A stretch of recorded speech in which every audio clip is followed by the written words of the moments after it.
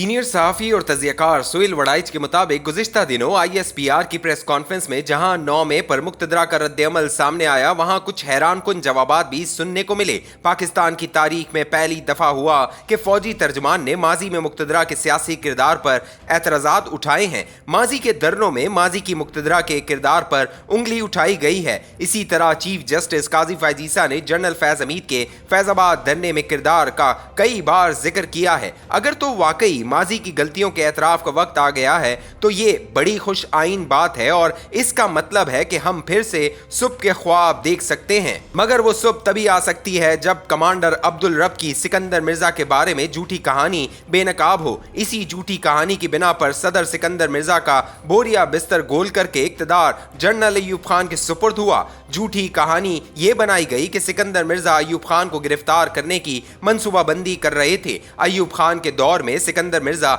जलावतन रहे और इनका मौक़िफ़ कभी सामने ही नहीं आने दिया गया। इसी तरह वो सुबह तब आएगी जब ये पता चलाया जाएगा कि अयूब खान ने मुस्ताफ़ी होते वक्त अपने ही तश्कील करदा आइन के मुताबिक इक़्तिदार स्पीकर के हवाले करने के बजाय जनरल याया खान के सुपुर्द क्यों किया था। वो सुबह तभी तुलू होगी जब 1973 के आइन में आर्टिकल 6 होने के बावजूद जनरल ज़ियाउल हक ने मार्शल लॉ नाफिज कर दिया तो आइन की मुहाफ़िज अदालतें कहाँ सो गई थीं। और इतने साल गुजरने के बावजूद जबकि भुट्टो की फांसी को भी गैर कानूनी और नाजायज़ करार दिया जा चुका है, जनरल ज़ियाउल हक को अब तक अलामती सज़ा क्यों नहीं मिली और अब तक इन्हें फैसल मस्जिद जैसी मरकज़ी सरकारी जगह से आम कब्रिस्तान में क्यों मुंतकिल नहीं किया गया। इनके इशारों पर भुट्टो को मौत की सज़ा देने वाले तो गलत और मातूब ठहराए जा चुके, लेकिन मरकजी मुल्जिम का कोई नाम लेने तक तैयार नहीं। हकाइक को छुपाकर आप नई सुबह की दुआ भी नहीं कर सकते। अगर माजी के मुक़्तदरा के कारनामों पर सवाल उठाने की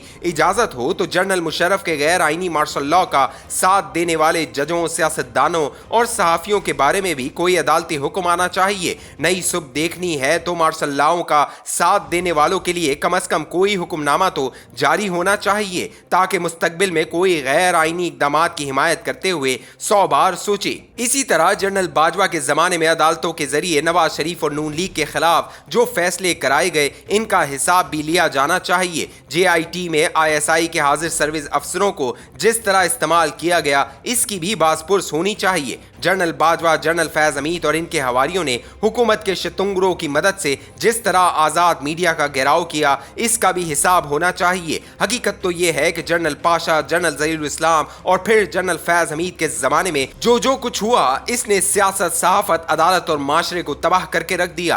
काश आज की मुक़्तदरा और अदालत इन मामलात का कुछ मदावा कर दे। अब जबकि अदालत और मुक़्तदरा दोनों माजी के खाते खोल रही हैं और इन्हें किसी न किसी तरह यह एहसास हो रहा है कि माजी में बहुत कुछ गलत हुआ है, तो इन्हें अपने हाल को भी दुरुस्त करने की तरफ तवज्जो देनी चाहिए, क्योंकि आने वाले दौर में इनकी पॉलिसियों और इक़दामात पर भी सवाल और एतराज़ात उठेंगे। अगर तो पाकिस्तान में वाकई नई सुबह का आगाज करना है तो लड़ाई, नफरत और इंतकाम के जज्बों को दफन करके मफाहमत को अपनाना होगा। जिस तरह बरे-सगीर के मुसलमानों के मुख्तलिफ मकतबा फ़िक्र ने मफाहमत से मुतालबा पाकिस्तान की हिमायत की थी और कायदे आज़म की क़यादत में मुत्तहिद हुए थे, इसको मिसाल बनाना चाहिए। इसी तरह आइन और 18वीं तरमीम की मंजूरी के वक्त भी सब सियासी गिरोहों ने इकट्ठे होकर इत्तफाक किया था। दहशतगर्दी के खिलाफ जंग के वक्त भी तमाम सियासी जमातों और फौज ने मुत्तहिद होकर हिकमत अमली तरतीब दी थी और कामयाब हुए थे। अब भी मफाहमत के इसी जज्बे की ज़रूरत है। सियासी अमल में तहरीक इंसाफ को भी शामिल करना चाहिए और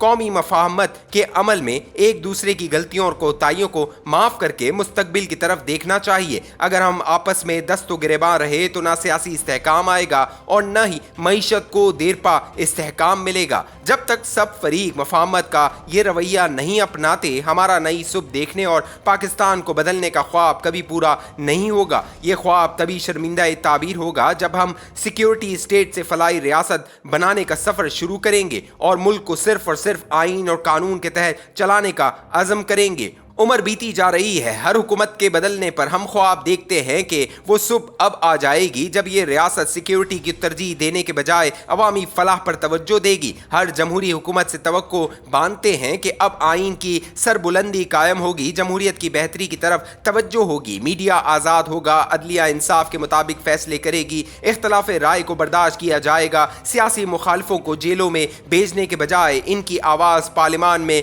गूंजेगी।